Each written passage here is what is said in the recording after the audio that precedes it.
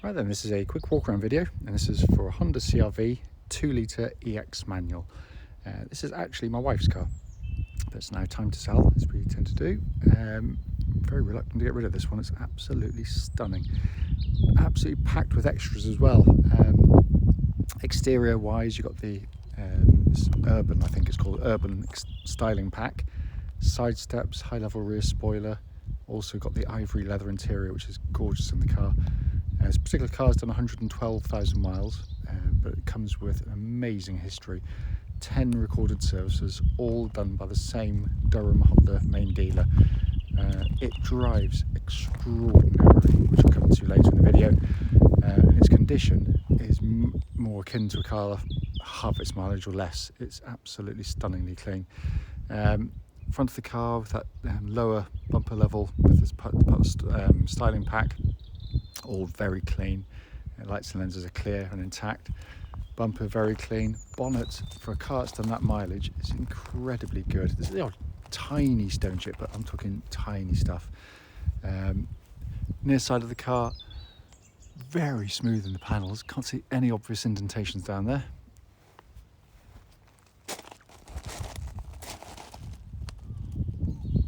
The only thing that shows its age, in all honesty, is the wheels. I mean, they actually look perfectly fine, but there is a bit of pickling on them, particularly on the inner side of the spokes, not on the chrome, which is quite common on them, especially actually much lower mileage than this, but it is there.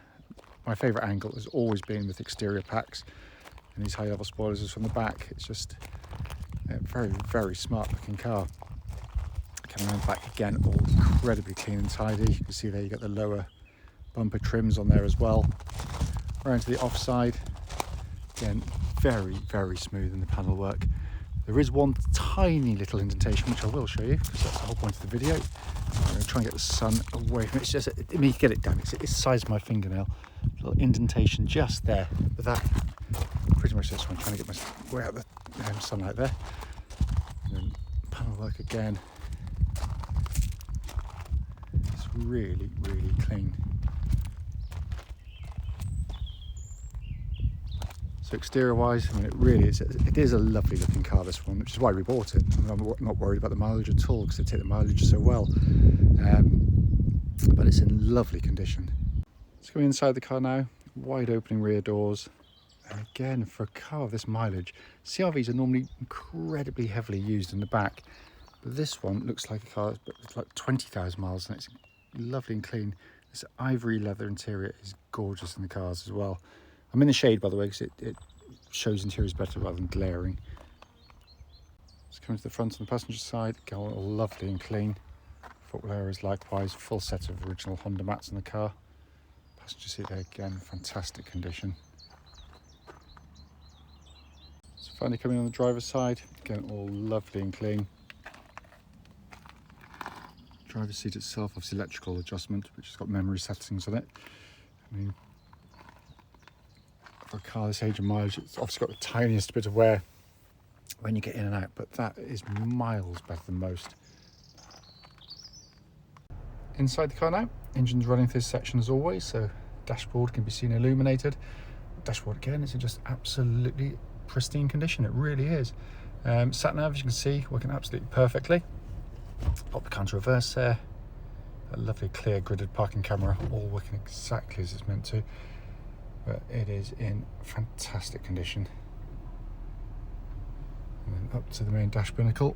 Hopefully you can see 112,075 miles. There are no warning lights on the dashboard at all.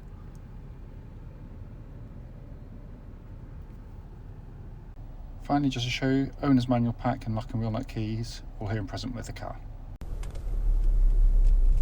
Right then, this is a quick road test video, and this is for Honda CR-V 2-litre EX manual, registered NJ13 FLC, and with mileage of currently 112,075 miles.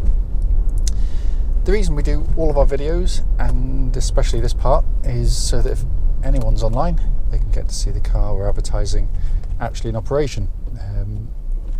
Like many people, we've been to see cars which look absolutely fine in photographs and descriptions, only to get there and find out that there's a fundamental issue when you drive a car, warning lights, something else, you know, and it can be incredibly incredibly frustrating, you know, to travel a long distance, commit a load of time, only to find that out. So hence that's why we do it.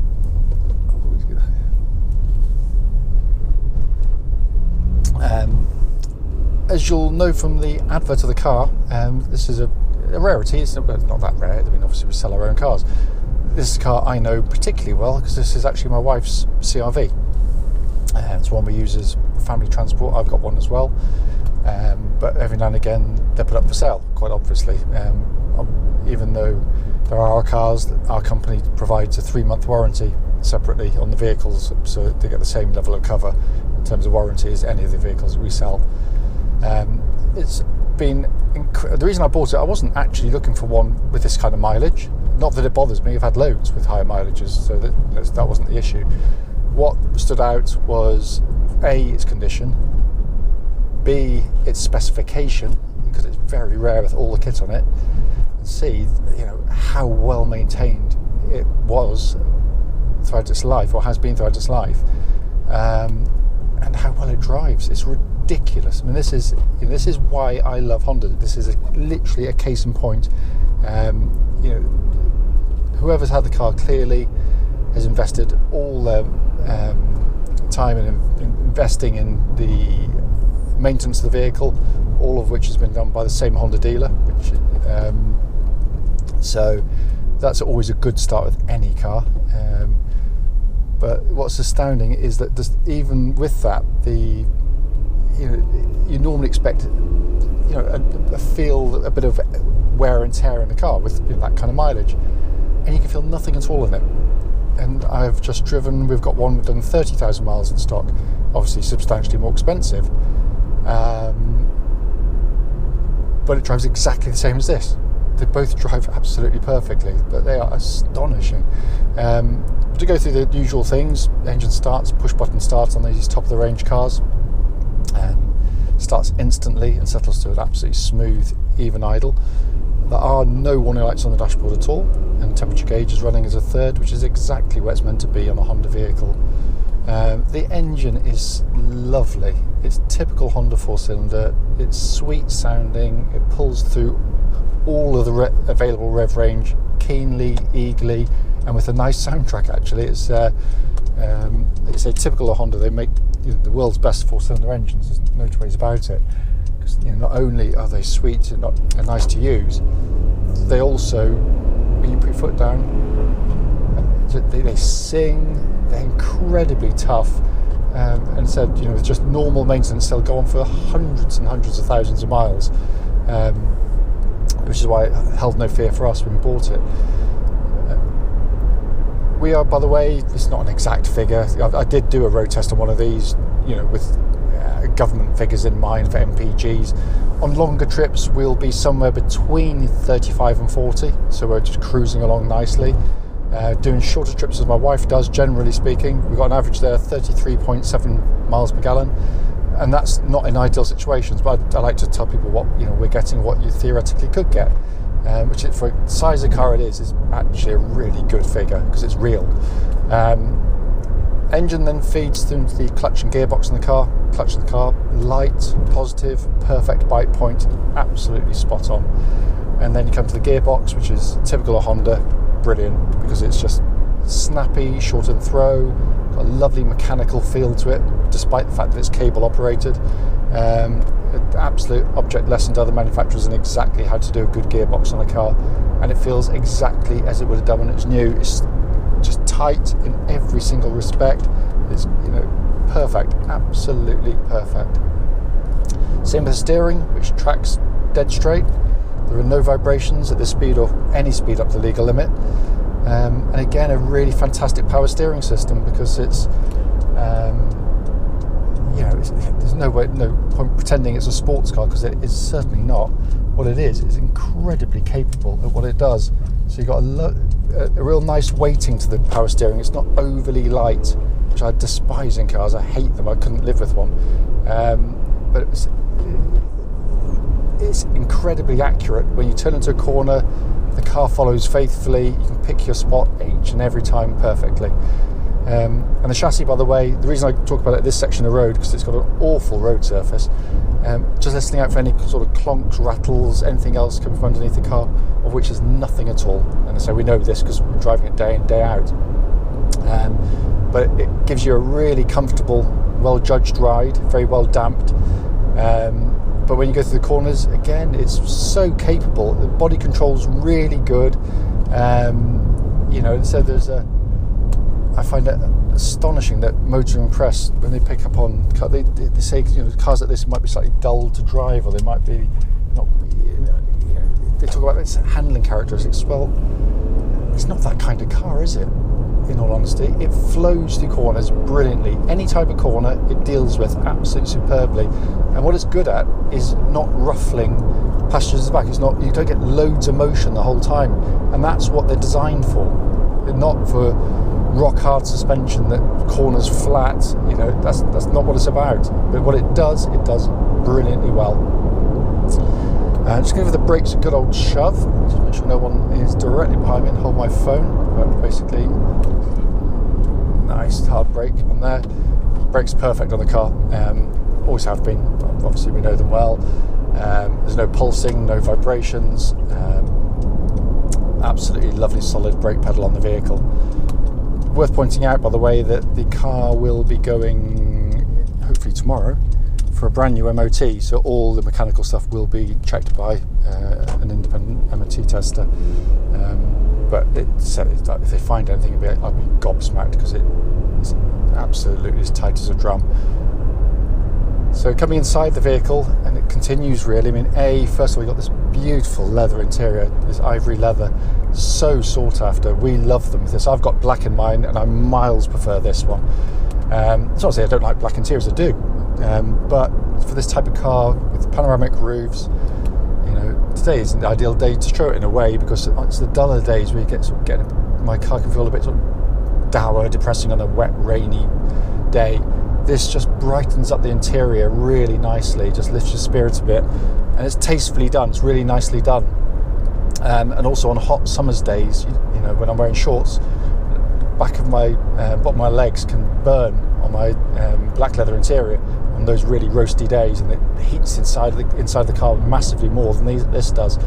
And they're actually really practical. Everyone thinks, light interior, what if you spill things? Well, the reality is, we've got them in here. We keep them always, in every single one, which we kept with ivory leather. You need two things. You need wet wipes and you need a dry cloth. So if you spill something, you wet wipe it and dry it. That's the important thing, is to dry it so it doesn't stain the seats. And that's how you keep them clean. And you can just clean them with those as well, by the way. Just wet wipe them and dry them, and you make them look absolutely lovely. What a video cannot impart to you in a way is the build quality.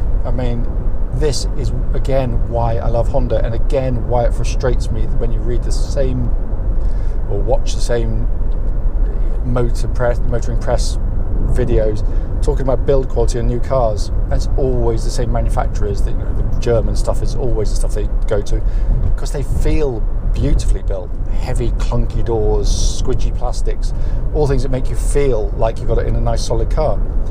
Then you've had them for about 7 or 8 years, and put plenty of mileage on them, like this one here, and they can be creaky, rattly, things worn off their buttons, things that don't work is the common thing on them, warning lights on. Build quality isn't that impression of quality, it is the quality itself. So it's how things are bolted together and how well they last. And this car exhibits no squeaks, no rattles, nothing. And that's common for them, by the way. It's not unique to this car, but it's astonishing to think a car's done 112,000 miles, nearly 9 years old, nothing. And everything works absolutely perfectly in the car. Electric blind, electric tailgate, keyless start, keyless entry, air conditioning's ice cold, sat nav, heated seats, cruise control, all the electric windows, electric wing mirrors, all working perfectly. And that is, again, a common feature on these CR-Vs. They are brilliantly put together cars. Absolutely brilliant. And they're lovely places to sit. It's just a lovely dashboard to sit behind. Obviously, we know them so well now, it's all second nature, but literally, you know, within 2 or 3 days of driving them, you've mastered everything. It's that simple. You know, it's dead easy to use. Everything has a wonderful quality of actuation. I talk about this regularly on these videos, and this is a case in point again, because you know, it's all well and good saying it on a 20,000-30,000 mile car and saying it's going to last a long time and feel the same, but this is where I can show it does. You know, this car has done this mileage, is that old, and yet every button feels exactly like it would have done when it was new. I mean, it's amazing, absolutely amazing. This is a four-wheel drive version of the CR-V, because you can get two-wheel drive versions, albeit there are no buttons to press. Basically, the car does it all for you. You're running front-wheel drive the whole time, so because Honda worked out that you don't need your four-wheel drive on permanently, it just wastes fuel, makes you get through your tyres more quickly, and puts a lot more mechanical stress through the car. Should it need to go into four-wheel drive, it does it instantly. It's so clever. If you pulled away on a bit of snow or ice or mud, as soon as it detects the front wheel losing grip, it seamlessly brings in the rear wheels to give you four-wheel drive. It's utterly genius. And in all our time selling Hondas using it, nearly 3 decades now, we've never put a spanner on a four-wheel drive system on one of them, so it is incredibly robust. As I said at the start, it's only a brief video. It's here to show the car operating. It drives ridiculously well. If anyone can come here and say, you know, it doesn't, I mean, it's just perfect, absolutely perfect. As always though, if you've got any questions about the car, don't hesitate, do give us a call.